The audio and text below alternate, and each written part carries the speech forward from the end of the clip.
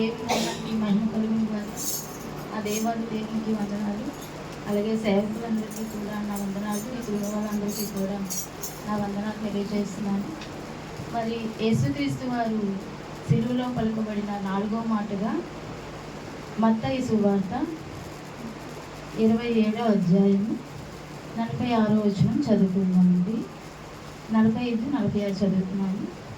మధ్యాహ్నం మొదలుకొని 3 గంటల వరకు ఆ దేశం అంతటను చీకటి కమ్మాను.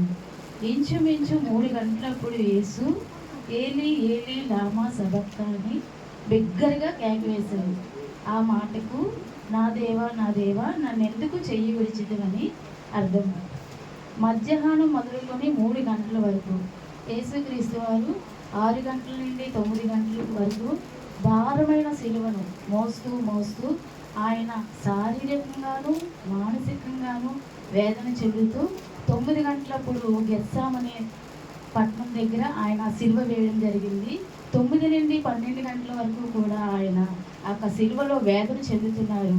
ఆ 39 కొరడా దెబ్బలతోనూ ఆ ముళ్ళ కిరీటంతోనూ ఆయన ఆ యొక్క దెబ్బలతోనూ విరిగి నలిగిన ఆ యొక్క శరీరం అంతా కూడా ఎంతో బాధతో వేదనతో ఆయన ఈ మాటలు పలకవలసి వచ్చింది సిలువలో. అయితే ఈ మాటకు ఆయన ఒకలాంటి ఆక్రందన, ఒకలాంటి వేదనతో ఆయన ఈ మాటని తండ్రి అయిన దేవుడికి చెప్పడం జరిగింది.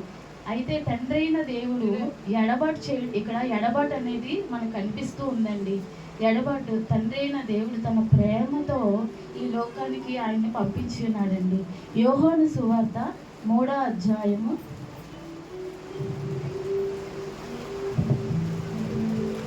16వ వచనం చదువుకుందామండి.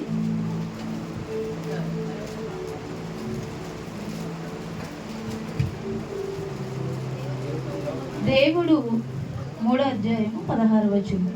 దేవుడు లోకమును ఎంతో ప్రేమించెను కాగా ఆయన తన అద్వితీయ కుమారునిగా పుట్టినవాని యందు విశ్వాసముంచు ప్రతి వాడును నశింపక నిత్య జీవము పొందినట్లు ఆయనను అనుగ్రహించును. తండ్రి అయిన దేవుడు ముందుగానే తన కుమారుణ్ణి ఈ లోకానికి పంపించి ఉన్నాడు.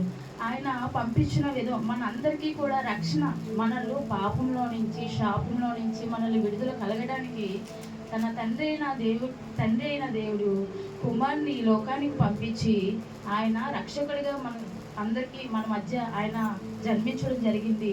ఆ రక్షణ ద్వారా, ఆయన జన్మం ద్వారా మనందరికీ రక్షణ, విమోచన కలిగింది. ఈ దినాన్ని కూడా ఆయన మరణం ద్వారా మనందరికీ కూడా విమోచన, అంటే నిత్య జీవ మార్గానికి, ఒక పరలోక రాజ్యానికి ఆయనే మార్గం. ఆయన ద్వారా తప్ప ఇంకెవ్వరూ కూడా దేని ద్వారా మనం ఆయన రాజ్యంలో ప్రవేశించలేమండి, ఆయన ద్వారా తప్పించి. కాబట్టి తండ్రి అయిన దేవుడు తన ప్రేమతో తన కుమారుని ఈ లోకాన్ని పంపించడం జరిగింది. అయితే కుమారుడు ఈ పెద్దగా కేక వేసి ఈ యొక్క ఆక్రందనతో, ఆవేదనతో ఆయన ఈ యొక్క మాట పలుకుచుండగా తన పరిశుద్ధతతోనూ తన పవిత్రతతోనూ తన జీవితాన్ని కాపాడుకుంటూ కూడా ఆయన ఈ యొక్క సిలువలో యాగమయ్యి ఆయన మాటకు తన చిత్తాన, ఆయన గెత్సేమనే తోటలో ఆయన చిత్తాన్ని ఈ యొక్క మాట ఏలి నా దేవా అన్న మాటకు చెయ్యి ఎడబాటు కాబట్టి ఎడబాటు తన జీవితంలో జరిగిందనే ఆవేదన ఆక్రందంతో ఆయన ఆ మాటకు అర్థం జరిగిందండి. అయితే ఒక్కొక్కసారి మన జీవితంలో కూడా మనుషులుగా మనం అనేక మంది మనుషులు ఆధారం చేసుకుంటాం, మనం మనుషుల మీద ఆధారపడటం, ఆశ్రయిస్తూ ఉంటాం. అయితే ఈ దినాన్ని దేవుడు మనందరితో చెప్తున్న మాటలు ఏంటంటే, ఒకలాంటి మనకి కూడా మన కష్ట సమయంలోని, మన బాధ సమయంలోని, మన వేదనలో కూడా మనుషుల వైపు చూడకూడదండి. ఈ యొక్క దేవుడు కూడా తండ్రి అయిన దేవుని వైపు ఏ విధంగా అయితే తన ఆక్రందన తెలియజేస్తున్నాడు, ఈ దినాన్ని మన కేక కూడా ఆయన వినడానికి సిద్ధంగా ఉన్నాడండి. ఈ యొక్క కేక మన యొక్క ప్రార్థన ద్వారా కూడా ఆయన సిద్ధంగా మన జీవితంలో మనల్ని నడిపించగలరండి. అయితే ఒక్కొక్కసారి మన జీవితంలో కూడా ఆయన లేకపోతే మనకి ఒక విమోచన అనేది ఉండదు, ఒక రక్షణ అనేది ఉండదు. కాబట్టి మనందరం కూడా ఆయన రాజ్యంలోని ప్రవేశించాలంటే మన పాప భారాన్ని ఆయన మోసినందుకే ఆయన తండ్రి అయిన దేవుడు చేయి విడిచిపెట్టడం జరిగింది. ఈ పాప భారం అంతా మనం ఒక్కొక్కసారి మళ్ళీ కూడా పాపంలో పడిపోతూ ఉంటాం. అయితే దేవుడు మనల్ని ఎప్పుడు కూడా క్షమిస్తూ మనల్ని రక్షిస్తూ మనల్ని నడిపిస్తూ ఉన్నాడు.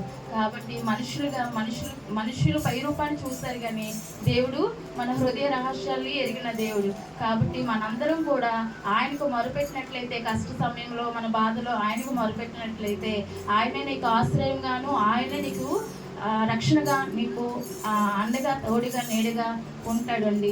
అయితే ఈ యొక్క ఆవేదన మనం కూడా ఆయన సన్నిధిలో మనం మొరుపెట్టినట్లయితే మన జీవితాల్లో ఒక గొప్ప రక్షణ, విమోచన, పరలోక రాజ్యంలో ఆయనకి వారసులుగా మనల్ని పిలువబట్టకు ఆయన శిలువలో యాగమయ్యారండి.